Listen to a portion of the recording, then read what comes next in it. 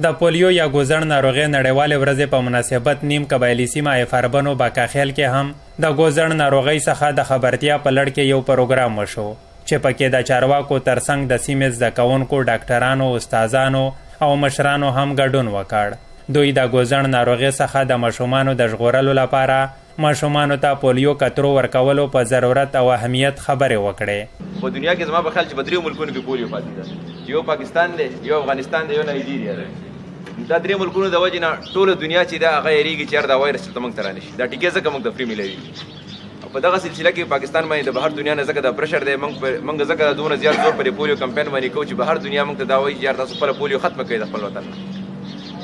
که موږ یې نه ختمو بیا زموږ دپاره دغه شرم را په غاړه کېږي چې ایرپورټ باندې موږ ته ټیکې کوي یا چې بهر ځو بهر په ایرپورټ باندې سرټیفیکیټ ورکوو د پولیو ویکسینیشن هغه، نو هغه زموږ دپاره څونه شرم خبره ده.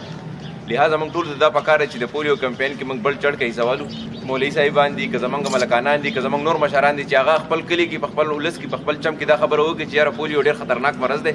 د ایفاربنو صحت محکمې مشر ډاکټر نعمان په خپله وینا کې وویل چې روان کال کې په نیم قبایلي سیمو کې د ګوزڼ ناروغۍ یو کیس هم نه دی شوی چې د ده په وینا اوس په خلکو کې شعور بیدار شوی. چې په 2014 کې د 20 سره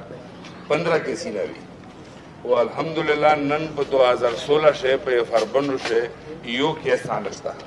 الحمدلله دا د کمیونټي، د سټوډنټس، د ټیچرز، ایلډرز، مولانا صاحبان دا د اویرنس دا د سټرګل دا د کوشش دا 53,000 یا 54,000 لکه بچیون دي